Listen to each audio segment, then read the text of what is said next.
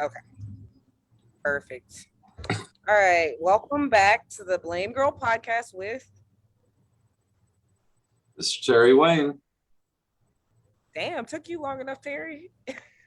No, I think You're it's acting just like Facebook today, Terry. You're delayed. I guess You're delayed. Xfinity. I've been dealing with them all weekend. It's been terrible. So, welcome. We have Marinda as our guest tonight. Hi, Marinda. How you doing? Welcome to the Blamegirl podcast. She looks frozen. Marinda Ragsdale. Yeah. She's frozen. Marinda Ragsdale is frozen. Oh, that's great. Oh no, wait. That's real nice. I think. Hi. Okay, there she is. All right. Welcome to the Blamegirl podcast with Terry Wayne. Marinda, how was your weekend? Oh, it was good. Visited some family. Terry and I went up to Hutchinson Island there. Saw my nana and my cousin. Yeah, pretty laid back. So, Yeah, you and Terry? Yeah. Yeah, I went up with her. Yeah. For those of you who don't know Terry personally, why can't we see your video, Terry? This is Terry's lovely lady, Marinda, but she's much more, and we're going to get into that later after we talk about everything that's been going down. Right. After we do some claiming. So, Smush Terry, and how was smash your on weekend? that. Did you enjoy your weekend with the potential in-laws? Yeah, I did. Her grandmother is a really super interesting person. She is what, 93 now? 92. Yeah. 92. She has traveled to many continents, known many famous and notorious people. What's it, Bumpy Johnson, the old gangster from New York? Yeah, she worked for Bumpy Johnson up until he went to Alcatraz or a couple of prisons. That's not the interesting part. She sounds like a fun lady. She smashed Bumpy Johnson. That's what's funny about it. Yeah. Why are you blasting her grandma like that? Inappropriate, Terry. Hey, look, she is not shy. Okay, well, she likes telling her story. It is in her memoirs, but she also hung out with like Fidel Castro's brother and Che Guevara for a bit. She's seen a lot. She's done a lot. Super. I might have Marinda go join you on your screen because she keeps freezing up a little bit, but we'll see how it goes. Okay, fair enough. Log out of there and come in here. Yeah. Bring you to so my weekend was pretty cool. What'd you do? Well, Friday I didn't do anything. I like those type of days, but Saturday I was at a show. I was at the Brick and Barrel in Jupiter, and that was really fun. And it's it's close to home for me. So, and it was just a great show. We had Faisal Malik on the show. Some of you might remember him from when I did the show with Dom. We had Dan Casso, who I don't think we've had Dan Casso as a guest, and we need to get him. He's an interesting character. Have we not had Dan Casso yet? No, we need to ask him. You need to get on that. You're very you forget about who we need to book. And then Casey Peruski was on it. He headlined. Oh, and then there was a gentleman, Alex, who ended up headlining the next night at the Red Light. So he was also on the show. It was a fun show. Okay. So, yeah. Is she coming to join you? Yeah, it'll just be easier that way. All right, I'll let her get over there, and then we'll get to our blaming. Sure. Yeah, but I think we should have her grandmother on as a guest. That's what I think. Let's do it. Make it happen. Well, I mean, you're in charge of booking. I know. I'm just saying, a super interesting person, very sweet, but real interesting life. Knew some pretty famous people. So yeah, that wouldn't be the worst thing we ever did. Hello. All right, try and do this now.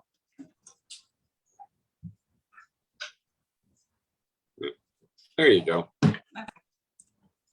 Hello. Let's see. Okay, that's much better. Oh, you might have to take that background off, Terry. No. I'll fix it. No. I had to when I had a guest. These backgrounds get a little wonky, but okay, that's better. Yeah, I know. All right. All right, so let's get to it. Are y'all ready to do some blaming? I'm born ready.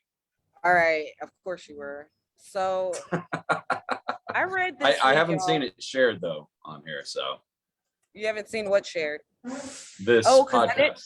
I posted it on Facebook. Okay, that's fine. So I'll do it. Just go to my Facebook to share it. I'm sorry. Gotcha. I didn't feel guys. Before I got ready to go, I know I posted that I was going to do it on Zoom, but on YouTube, but Zoom wanted access to my whole YouTube, and I decided not to Zoom on YouTube tonight. That's weird. That never happened before. So, yeah, we are live streaming on Facebook tonight. All right. So, if y'all haven't heard, I read this story this week about how a woman, she was billed by a hospital for crying. She was billed $11, and the bill, it said brief emotion. Who's to blame, Miranda? I would say people who are greedy in the business side of healthcare. Yeah. Just nickeling and diming us all for whatever they can. So greed. It's usually who's to blame. You think greed's to blame? Yeah. What do you think, Harry Wayne? Insurance companies, they charge $11 to listen to you cry so that they can collect $5 from the insurance company. Because it is a pain. It's a pain to listen to you women cry sometimes. You know, we gotta have some kind of blowback, you know. Yeah, I thought that's kind of what I said. All right. Well, I thought let me play devil's advocate, because Blamegirl, I'm pretty rage against capitalism a lot, even though I'm slightly a capitalist. I have a business, but like, what about these hourly rates? These time is money as a doctor. And if you're gonna sit here and you're gonna cry for 15 minutes, I'm gonna bill you for it. Yeah. Yeah, I don't blame the doc. I'd be really disgruntled probably as a doctor, especially if, your parents aren't paying for your education and whatnot. Like the money, the hours, the malpractice insurance, especially during COVID too. I guess this doesn't really honestly apply, but just the burnout that they go through even normally. I kind of get it on their side, so yeah, I'm just gonna have to go with, this is really the insurance companies and the way that they, again, just find any possible way, whether it's Tylenol or weeping, just to tack on a couple extra bucks to your bill. Yeah. Tylenol or weeping. But you make an interesting point that, doctors are very busy usually, and especially ones that work in big medical centers. They're very busy. They can't, a shrink pays, you pay a shrink to sit down and cry to them. So I think this is a little bit manufactured, just to be kind of clickbait, Yeah, I thought it was interesting with the story, because this was for a mole removal. She had brief emotion during getting the mole removed, and they charged her $11 for it. But what I thought was interesting is that she did not post the facility that treated her. So we can't blame a specific hospital for doing this, Well, when I read the article you sent over, it said that they charge, that the only part I have a problem with it is it almost seems like they were looking for it, or maybe she was just a pain in the ass or something, because she said she only shed a single tear. And I was like, well, that's not really crying. They might have just been, dry. No, but they put on the bill brief emotion. That's very brief. If it's just a single tear, that's crazy brief, I guess you had to be there too, doctors need to expect that they're going to have some kind of bedside manner. Obviously, that's a part of it. But yeah, it really just depends on what we're talking about in terms of emotion, and especially for a mole removal, if somebody was crying like that. Yeah, you should be happy. You're getting rid of that mole. I've had a mole removed. It was nothing. It was, they numb it, they cut it, do whatever they do. Y'all are like, she's to blame. She's a little bitch. She couldn't handle mole removal without some brief emotion. I mean, Right? your words, it's possible. Well, let's put it this way. It's an elective procedure, and she's lucky enough to live in a country and have a life that's good enough to where she can actually get it removed if she wants to. I think we all forget how fortunate we are.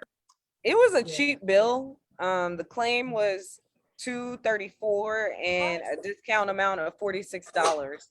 So, I mean, What's she complaining about? I paid $400 for mine. that's What pretty the cheap. hell is You got that? some good insurance, right? So, except they charge for brief emotion. When I had my endoscopy, it cost me like $1,400. Yeah, I don't know what she's crying about. I don't know. Maybe They that- should have blamed. They should have. After I saw that bill, they should have charged me with emotional behavior because I was upset. But then again, though, like when I had my stuff removed, I didn't feel it. So maybe they did it wrong. Like if you're feeling that enough to cause even a single tear, then they may actually owe her something. I don't know. I don't know. This is a dumb one anyway. Let's move. We got better blames than this one. She's to blame. That's it. We're all in agreement. Everybody's. Carrie, I am in charge of our transitions. Thank you. Sorry, But since Carrie brought it up, getting frustrated. it is frustrating. And we do have better, more like not better, but more important things to address. Like the fact that our supply chains are in danger of collapsing. Guys, this week, the workers who keep global supply chains moving, they're warning of a systematic collapse. Who's to blame here? Governments and constantly ignoring the need for centralization, which is a scary problem. Globalization. That's Yeah. what they call it when they're trying to be scary. Like like everything else, I'm not really allowed to have like political opinions because of the nature of what I do. But there is a real problem in this debate. I understand why everyone's scared of globalization, and I understand the need for it just logistically, especially when it comes to crises like this. But that's really the issue here. We're not on the same page about how we're going to handle, crossing borders. And yeah. So it sounds like you're saying that the fact that we've gone so globalized with the world is what's straining the system. No, she's saying just the opposite. We haven't streamlined our globalization yet, and that's what's putting more pressure on it. Well, again, I'm not really allowed to have an opinion on whether we should be more globalized or not. But for this particular issue, that's where the bottlenecking comes in. You don't think that, I'm sorry to interrupt, but I just No, want to it's fine. engage in a little bit of dialogue here. You don't She's think seen the that- show. She knows we interrupt. She knows us too very well. So you don't think that localizing supply chains would serve better than globalizing supply chains? If you can, I mean, there's a lot of product that comes from a lot of different places, and I don't think you can cover everything, in local ways to get what Yeah, we're but- used to anyway. Well, we created You're this very problem. right about The Yeah, you're the right. U.S. created this problem mainly by shipping out most of our manufacturing to Eastern Asian countries. Is it by creating Walmart? Well, we When created you it kill the because we mom and demanded pop. lower prices. We Yeah, when want to you- buy headphones for $9 instead of $30, and that's why Yeah, you kill we the mom lost a and lot of pops all jobs. around. That's why we lost a lot of things. We want cheaper cars. We want cheaper everything, and we have to have. And it all comes back to greed again, because we have to have cheaper products because we're not getting paid the amount that we should. So we have to have cheaper products, but then that creates a bottleneck on what we're talking about right now, moving things back and forth. But the thing just is, so that other people. listen, it's a lot easier nowadays for people to participate in that because of the internet, for smaller companies to participate. So maybe what the world needs to see is us go back to the mom and pop system, local, but they can order on a global scale, and it would still affect, the economy and the system and the supply chains. If, because you do get your stuff from different places, but maybe, you would see the manufacturing grow in different areas of the, Well, according to this article that you sent, this is mainly due to the employees of these places. They're just being fed up with not being paid Yeah. enough, being overworked, not getting prioritization when it comes to vaccines and healthcare. I mean, this is basic human needs. Yeah, You know? some of those seafarers, according to the article, have been at sea for like over a year because Yeah, of but these that's issues. because of what? Because of COVID. So how is COVID not to blame here? Because the system shouldn't be the way that it is. Yeah. And it's not built to handle this kind of problem, because it's built to give the most amount of profit to the least amount of people. It's not built, it's like a pyramid on upside down. You know what I mean? It's not going to stand if the wind blows. Yeah. Yeah, I mean, Well, I don't know. I mean, I don't think we'd be here if it wasn't for COVID though. So I'm leaning towards blaming COVID, but at the same time, we do need to be prepared in case we hit another pandemic. We do. Things will happen. I think you hit the nail on the head there. I mean, if it wasn't COVID, it would be something else, some other kind of global crisis. And I think the real problem is not having the imagination or being proactive enough to plan for, business not as usual, and that's where we're at. There's a lack of preparedness here, and that's why there's no international coordination the way that there should be, unless we want to change our priorities. Like if we want to go back to mom and pop stuff, that's an option. But if we want what we want, yeah, sorry. I'm sorry. I was just gonna say, I think, ultimately. She was interrupting you. I do that. I apologize. I know, but she apologized to you for you interrupting. Oh yeah, I hear Miranda has a problem with. Okay, so anyway, I just want to read this quote from an Amazon seafarer, and he said that if you want the world to keep moving, you need to relax travel restrictions. And that tells me this is mainly due to COVID. But I also had another thought, guys. Listen, hear me out, right? If we move to a world where we let machines and robots do all our manufacturing, we're good, because they can keep manufacturing throughout a pandemic. They're not going to catch. Oh, wait, I just thought they do catch viruses. My bad. Well, no, it's not even that. It's not even the robots manufacturing. This is about the supply chain. This is about getting things from their place of manufacturing to, point of sale. Let the robots get on the boats, on the ships. Well, then you got a problem with not enough jobs.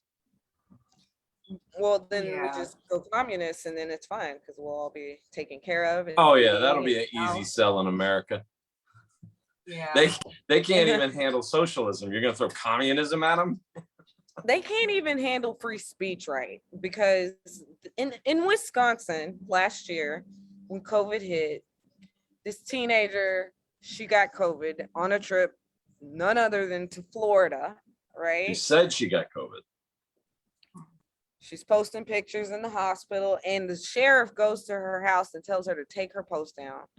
And now she appealed to this to the federal courts in Wisconsin, and turns out law enforcement cannot force people to take down social media posts about having COVID. course they Who's can't. to blame here? The sheriff. He's definitely I don't think it's just the sheriff. I think there's some culture here that's well, that's what I'm saying. It's I was gonna say he's definitely a right-wing anti-masker type who doesn't want, because it even said, if you watch that video of the body cam video or whatever of the guy going up to the parents and talking to them, I did. And there's a video of him going up and talking to the parents. He's basically saying, we don't want people to know that your daughter got COVID, because it flies in the face of what he obviously believed, which is obviously he must have been a COVID denier.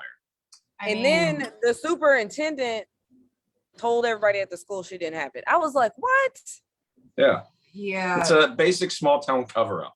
Marinda, what are you thinking here? From her perspective, of course, you can never really know what people are thinking, but I think the adults are to blame in general. As citizens, you're supposed to not let fear command you. You're supposed to make educated guesses and figure out what's best for you, and going around just trying to censor people because it doesn't fall in line with what you think might ought to happen is just, again, it's unconstitutional. You can't limit people's speech because you're And there afraid. you go. It's unconstitutional. And what drives me fucking crazy is, these people be like, you need to read I know they didn't told somebody they need to read the goddamn Constitution, and you're trying to limit free speech. Are you crazy, Sheriff? That's straight up fascism right there. Well, mask mandates are unconstitutional apparently, but freedom of speech is there's a reason why it's the First Amendment. Free speech, you can't. Well, there's a reason why it's the First Amendment. Okay, that's the First Amendment for a reason, because it's the most important. Yeah, and also it's not her job to manage the messaging around COVID so we all fall on the same page. Like, I mean, this is some denial on another level, in my opinion. Like the fact that he was like, nah, you can't even act like, you can't talk about your COVID status online. It is. It exists. It is, like you said, it's fascism. It's, I have an opinion, and if yours differs from mine, shut the fuck up. Yeah, and like it was baffling to me in such a conservative state like Wisconsin. I can't believe that they're so tone deaf they wouldn't realize that you're trying to suppress someone's free speech. And this is the second time a teenager has prevailed, because remember the cheerleader in Snapchat. I think you're a little way off the mark here, because you got to remember, modern day Trump style conservatives, they love the Constitution except for the First Amendment. They hate that shit. They've been trying to censor people forever. No, they've been mad about being censored on social media. They love the First Amendment. Well, they say, yeah, but that depends on what you're saying. You know what I mean? If you're just speaking your mind on social media and saying that Barack Obama started ISIS, oh, you shouldn't be canceled. But if you say something against them or against what they believe, yeah, they'll shut you down instantly. You remember, Trump tried to invent laws so that he could prosecute journalists for reporting what he called negative stories. Remember. I know. That's bullshit. That's bullshit. Hypocrisy, yes. Now, they started, look, the conservatives started the cancel culture. They started it back in the 90s when they tried to get Disney canceled because they were accepting the homosexuals. Well, everybody's got a part to play in this censorship and freedom of speech thing. It suits people at one time, it doesn't suit them another, and they go back and forth. But I just wonder why people aren't considering the source when it comes to COVID. Like, there's no reason why a teenager should be in the news for this. There's no reason why Nicki Minaj or Joe Rogan need to be making headlines because they're just discussing the subject, especially in both of those cases where they both admitted that they essentially didn't know enough to be an authority on the subject or even have an opinion to begin with. I'm just wondering when we're going to, as adults, as voters in this country, be able to make our own decisions, not be led by people who just have large social media followings or people who go viral. I mean, it's kind of crazy that we're paying attention. That's absolutely right. The media now is reporting rumors as news. Yeah. So I just, Nicki Minaj's cousin's friend's balls. How many? That's so diluted. So much that they had to investigate it. I am getting it's stupid. But again, with that, what I find really troubling about that is she literally said she did not know enough to know about the subject. Stop drinking. Stop drinking. Terry, stop drinking. Every time you drink, you disappear. Or I don't care. People hear me. I can't. I hate dealing with it. All right, come on, do it. Move on. All right. So, okay, I will move on. We're gonna follow up. Sorry, Miranda. But you get to be a part of the actual, and we can be a little bit ruder with you because you're family, I guess. Y'all live together. I get it. We've been here before. So. Yeah. So we're gonna follow up on a story that we talked about a week, maybe 2 weeks ago, and that is Alex Murdoch. It came to light this week that his wife was shopping. Now, if y'all don't know about Alex Murdoch, before I get into that, he's the South Carolina prominent attorney. He was shot And it turned out that he had hired an ex-client to shoot him so he could commit insurance fraud. And after that, this comes after his wife and son being shot a few months before. And now it comes to light. And I told Terry this, and whoever our guest was that week, I was like, I bet he got something to do with the wife's murder. But wife's was shopping for a divorce attorney, y'all. And then she got murdered. Who's to blame? I think I mean, it's obviously him. He wanted to die, but he didn't have the guts for suicide, so he hired somebody to kill him because he knew he was going to get caught. That's not what we're even talking about here. We're talking about her.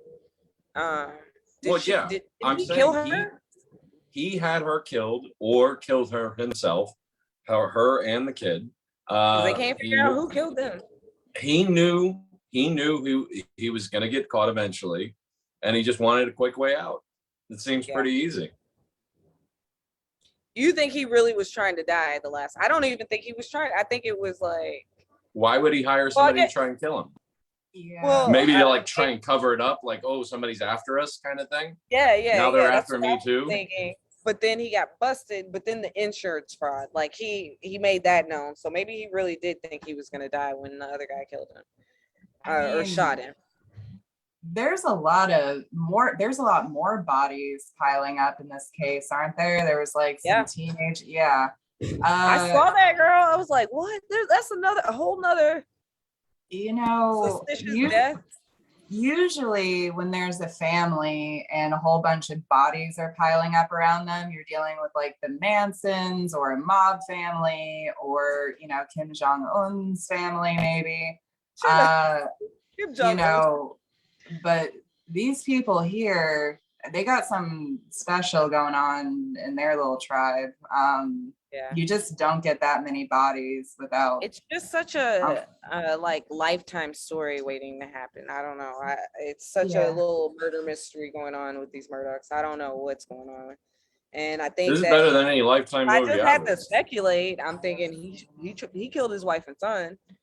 And then he felt guilty and he wanted to commit suicide, but he couldn't. Like, he didn't have the balls, so he hired this dude, and this dude fucked up and didn't even kill him right. And now he's stuck in rehab and about to go to prison for the rest of his life.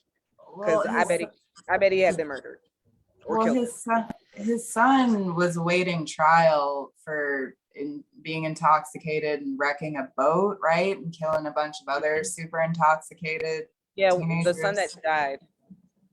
I think it was. It sounds like there was a lot of substance abuse going on, maybe across the board here.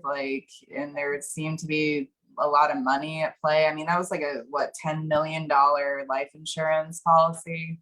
Well, that's who I feel the worst for is the surviving son, because if the father would have died, ching, you're in. Oh God, Terry. 10 million. Let's do this. All right. I love you, Dad, but I gotta get paid. You're a murderer.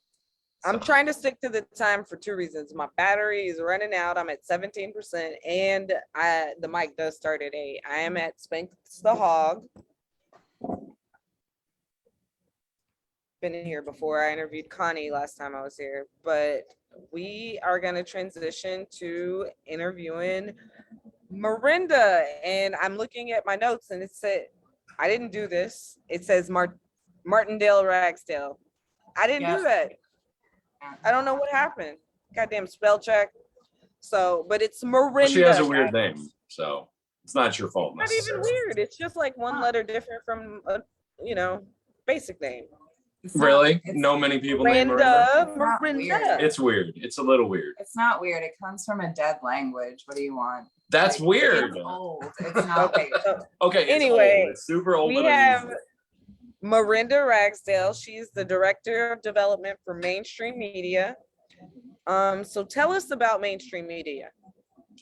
Well, we did rebrand to Mainstream Nation, so I should have said that earlier. Sorry about that.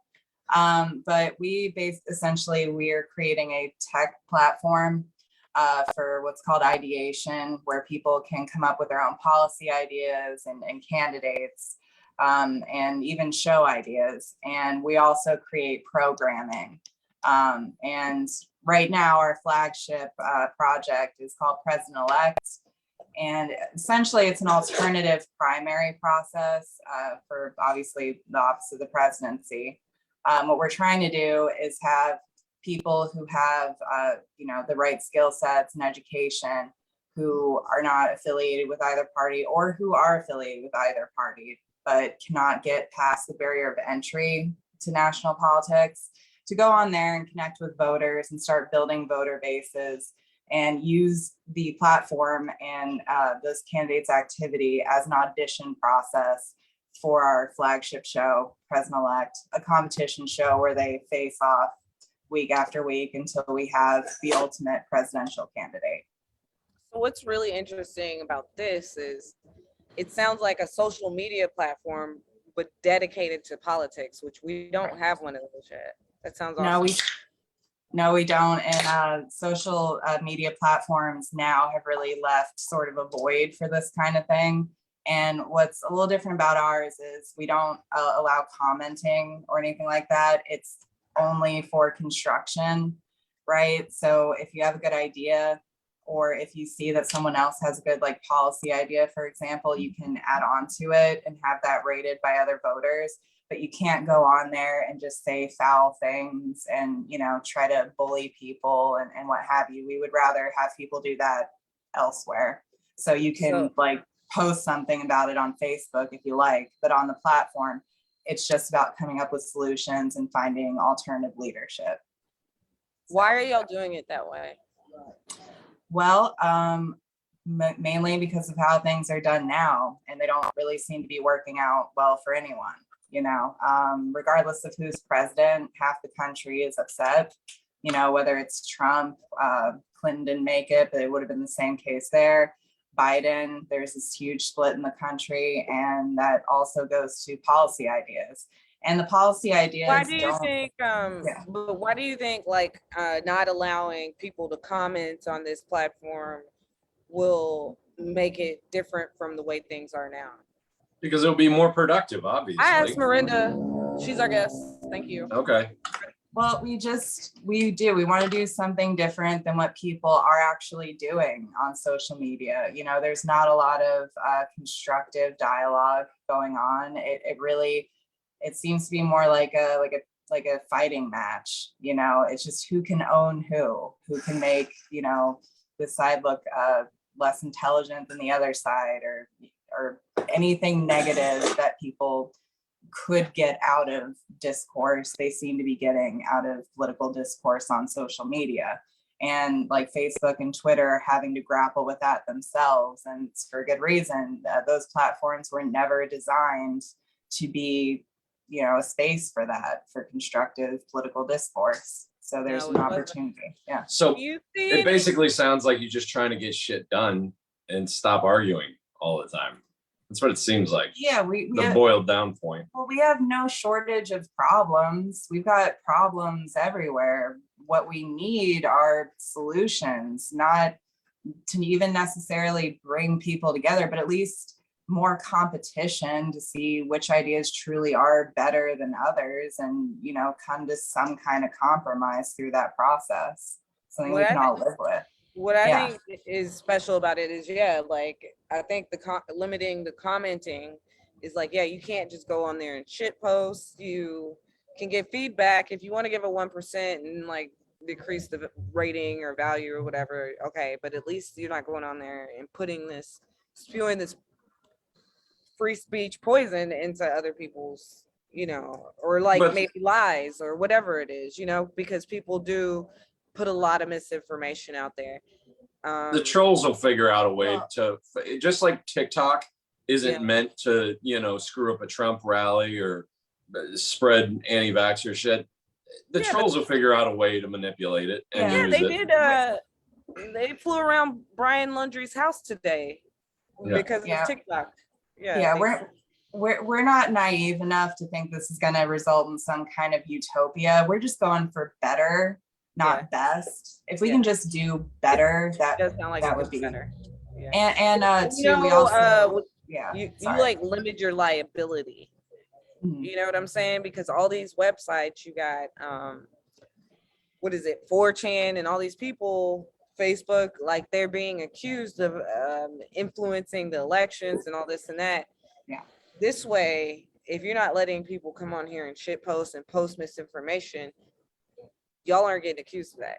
So that's one really, Right.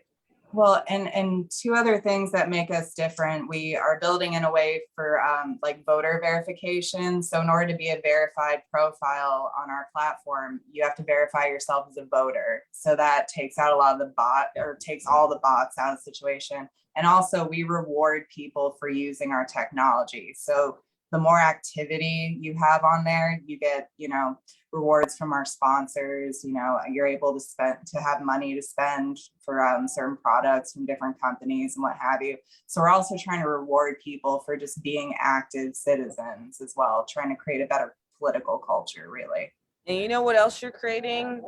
For campaigns, for politicians. You're going to have this base that they can turn to and be like, focusing on. Are you going to do, so will it be, is it just going to be national? Is it going to be local? Is it going to be, how is it going to be arranged? Well, we wanted to start with the horse race of the presidency because that's what people pay attention to. But if it works the way that we think it's going to work and people really enjoy it, then it can be, expanded all the way down to all elected offices. And so we really hope that people will enjoy it and keep using it, and we can have that be the premier place. Like if you're running for judge, if you're running for governor, you go onto this platform, and it's inexpensive. You don't need millions and millions and millions of dollars to create a profile and try to compete on your own merit. It feels like it sounds like Facebook without all the toxicity. Yeah. That's what it sounds like. It sounds like it gives everyone Twitter access. And just removed all the toxic shit. It gives everyone direct access to each other. You get to just like hear these people's ideas, these politicians' ideas, and you can rate them and give them feedback, but you can't be like, whatever people say online now. So I think that's pretty cool. Are there any other ideas for the platform? Oh, sure. Yeah, we want a variety of political media. Obviously, it's been a dream of mine, and we've talked about this, having comedy shows, that are a little bit more ideologically balanced than what you see. Because right now it's like 90% liberal, whether it's Seth Meyers or even like, I feel like Real Time with Bill Maher is kind of seen as the most mixed, but it still leans. Yeah, Bill Maher, I gotta say, I've stopped watching Bill Maher because I feel like he's just gotten too conservative for me lately, and I can't do really? it. I hear Bill Maher's too conservative for you? I actually hear it both ways. Bill Maher can't understand critical race theory. Yeah, he's too conservative for me. I'm sorry. Like, and he's been on the decline for a while. Like, as I've done Blamegirl, I've had these like super progressive friends, right? That are like maybe even Antifa.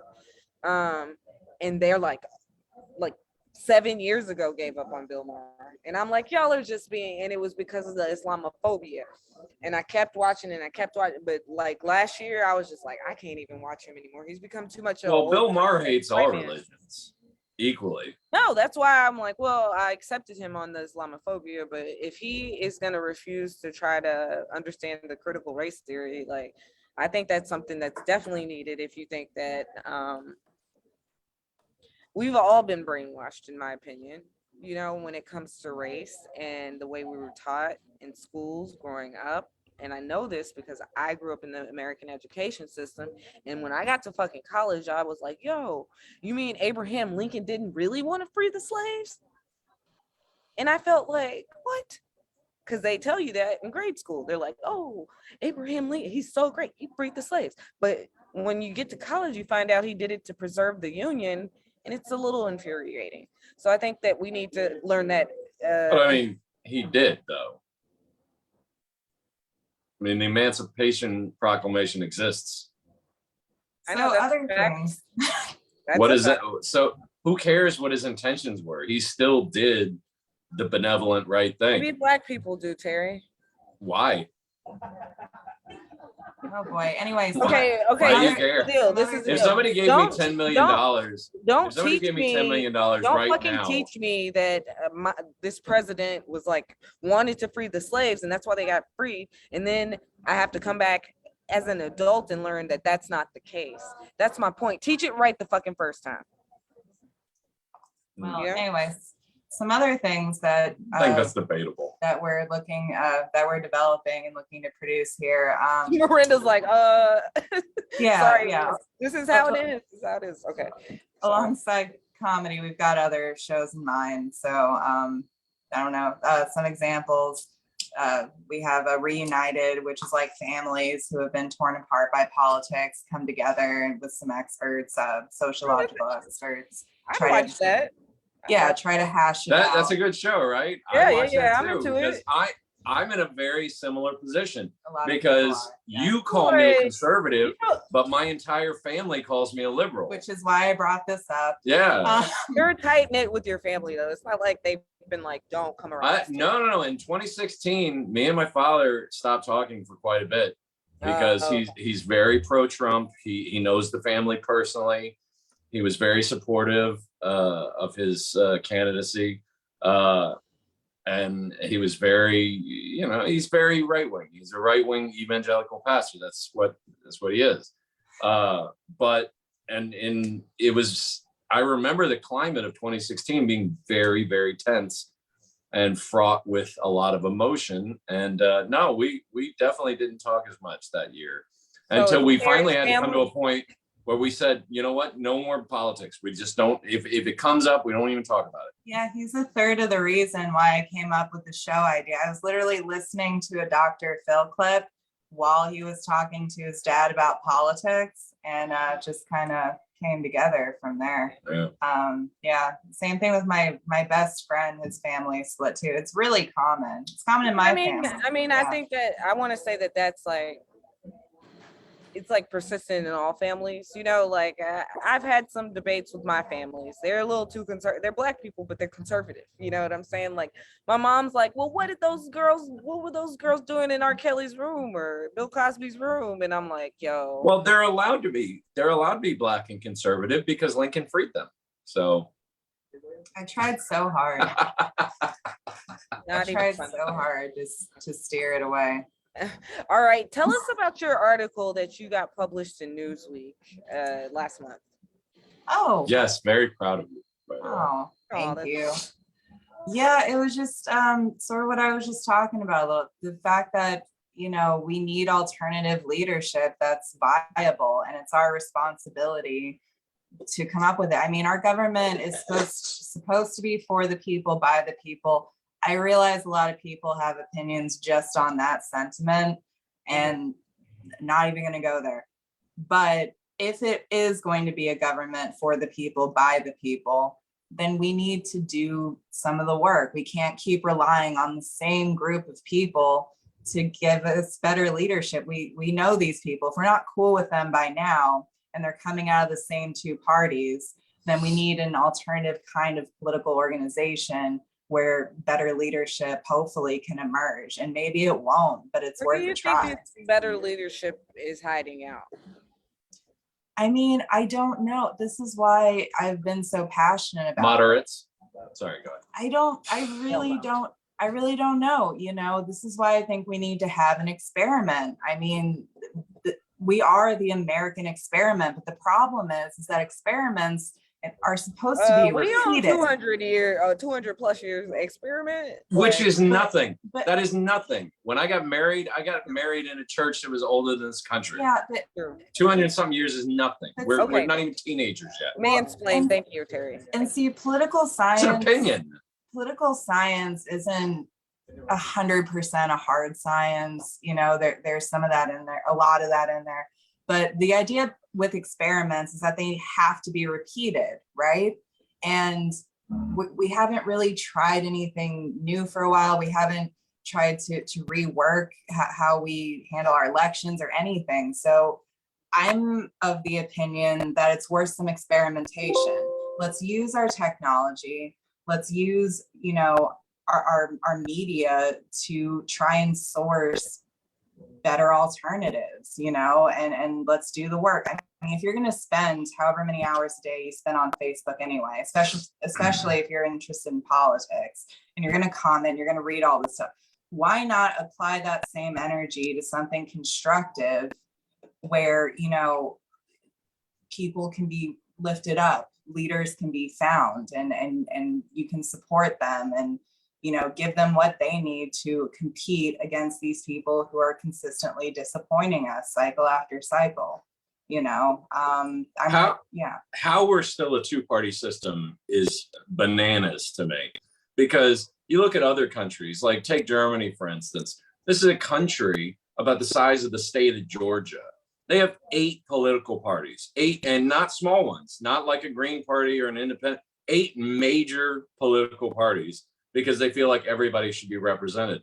We are a country of 350 million people, plus or minus, and we only have 2? Really? And it's stupid. And I would even go as far as to argue that political parties may be antiquated. Like, you needed political parties just for organization, right?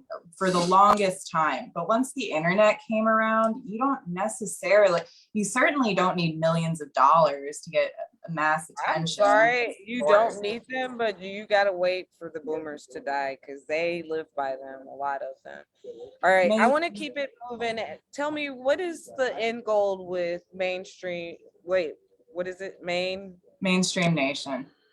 Mainstream Nation. Yeah. What's the main?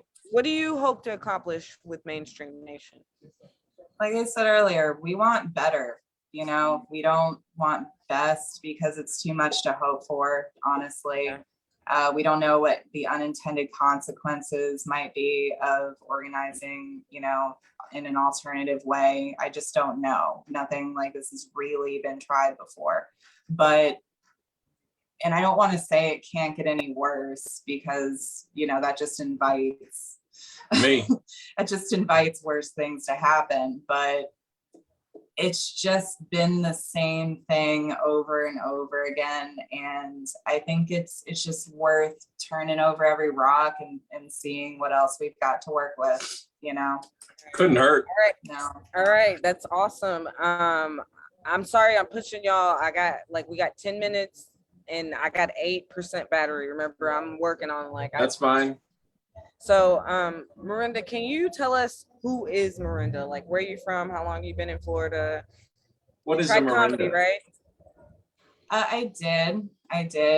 The first time went pretty well. I don't know. I just had like a confidence for some unexplainable reason, and the crowd was with me, and it was good. I did it 3 more times, and second time was worse, and it just kept getting worse from there. And I just sort of lost my nerve and then got distracted with other things. So I never went back, but still think about it, you know. That's actually where we met, was at an open mic at the Improv. Of her 4 times. Huh? I said one of her 4 times. Yeah. That's right. Yeah, it just happened to be. Actually, wasn't that when Carlos Mencia bumped me? No, that was a different. No, that was a different. Okay, my bad. Yeah. So, but how long you been in Florida? Well, I grew up here. So 0 to 16, I lived on Hutchinson Island and Port St. Lucie because my parents were divorced. So back and forth between there. And then I moved up to Louisville, Kentucky when I was 16. And I just wanted her to say Louisville. I just wanted her to say Louisville. Yeah, she lives in Mitch McConnell's district. I used to. Yeah. My mom still does. And then, yeah, I know. Right.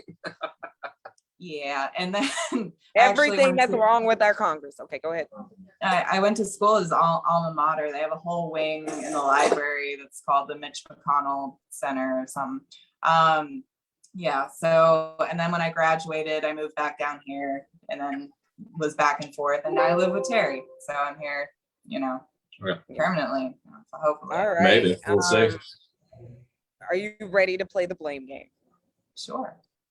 All right, so Marinda, you have so much patience with Terry Wayne, and I don't get it. Who's to blame? Well, a lot of people, really. Starting with myself. I mean, I was what the fuck? You know, I was born with no patience, and I was a volatile child, and I had to learn how to have patience just to get along in the world. And it was drummed into me by people who cared about me. You know, and then too, it's kind of why I'm doing what I'm doing. I always feel caught in the middle of two opinions, and like I don't even have the luxury of having an opinion half the time. And I try to see things from people's perspectives. So that's another reason. And the rest of it's just him. No, I just keep her on lockdown like R. You just Kelly. give him the benefit of And the I was doubt about a to give him little a bit. compliment. No. Girl, I And the would've rest of it, murdered Terry in his sleep. I ain't even lying. well, no, the rest of it's him. Like his intention's always good, and he really tries to be there for people. And it's worth being patient when someone's main priority in life is to make everyone else happy, even if you can't see it on the surface, which you can't. Good motivation, I'm gonna go terrible vomit delivery. now. I'm sorry. That's what I'll say. I'll say good motivation's terrible delivery. I'll cop to that. Yeah. Miranda, do you have anything you'd like to promote? You got any more articles coming out? Maybe give them the website or something. Well, you go to mainstreamnation.com if you want to learn more about us. That's something you can do. Beyond that, I'm currently working on an article. So I'm not sure when that's going to come out, certainly within the next month or so. So as soon as it's out, I'll send it to you if you want to put it up on Facebook or whatever. It'll be on my social media. There you go. So We'll you can share always it. check my shit. All right. All right. That gives us 6% battery to hear about Terry Wayne's words for white people this week. All right. Yeah. Well, thank you, Miranda, for being with us. Yeah. Why you making No, her it's fine. Huh? Wow. I said, wow. Why are you making her leave? Oh, don't I'm not make- making her. I'm letting her. Oh, okay. I'm letting her leave.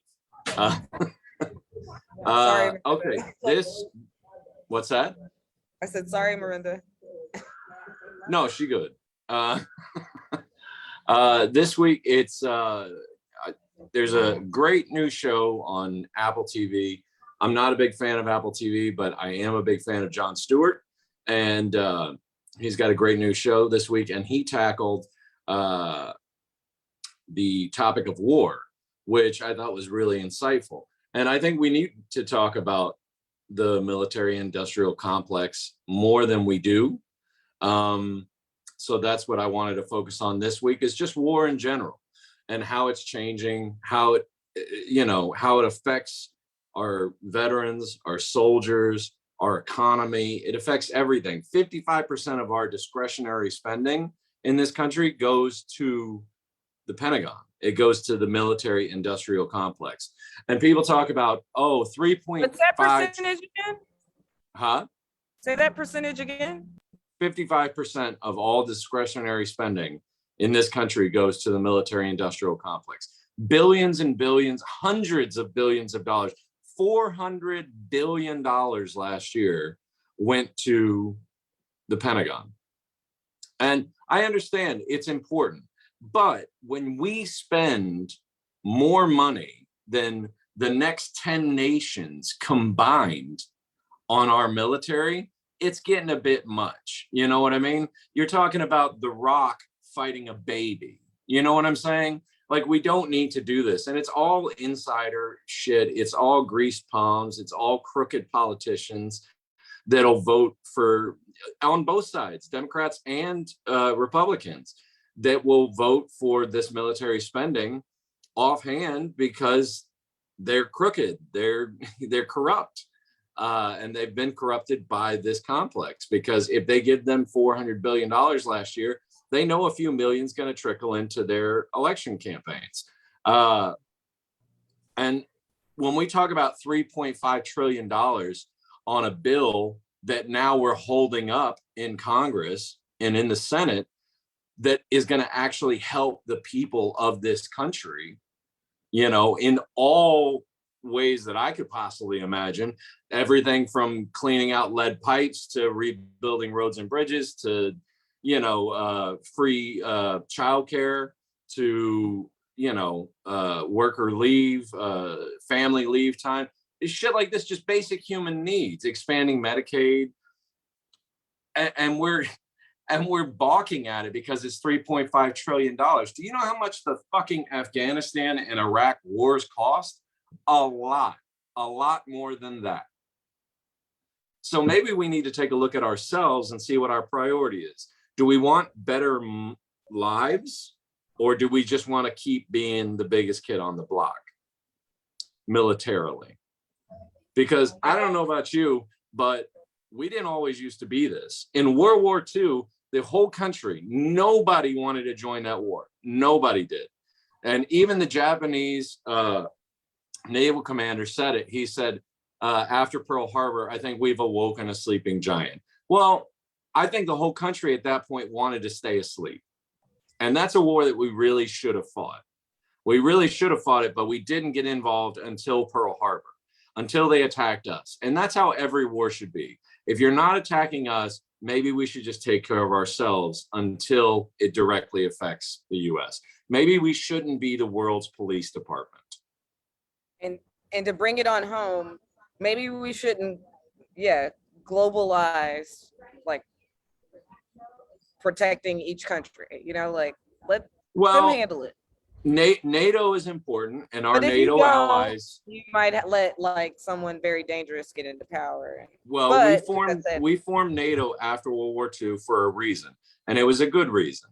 And our NATO allies are important, but you know who's not a NATO ally? Afghanistan. You know who's not a NATO ally? Iraq. We shouldn't be going into these places and trying to spread democracy where they don't want it. They don't want democracy there. I don't disagree. I'm glad you covered this, Terry. Do you have anything to promote, or do we have anything to promote? I do. I'm going to be at Tavolino's up in Port St. Lucie next week. And then we have multiple tour dates for the Wizard of Oz tour. Do we have anything this coming week? Huh? Do we have any this coming week? Don't we have the 7th? Yes, we do. We have the 7th. Thursday the 7th. Huh? I said you booked that one. Yeah, I know. Thursday the 7th, we'll be doing a private gig, which is why I'm wondering why we're promoting it here. I guess I didn't realize. I didn't realize it's a private. At an HOA in Broward. So if anybody comes to the HOA in Broward, we'll be there. Me, Gio, and Sita will be there. We'll probably be carpooling, so that'll be fun. And but if you want to come out and see me, I'll be on my own at Tavolino's, David Aguilera's wonderful pizza room up in Port St. Lucie. All right, that's about it. They're getting the mic started inside. You got the lovely Connie hosting. I'm gonna go in and find out my spot, guys. Thanks for tuning in, and we'll see you next week.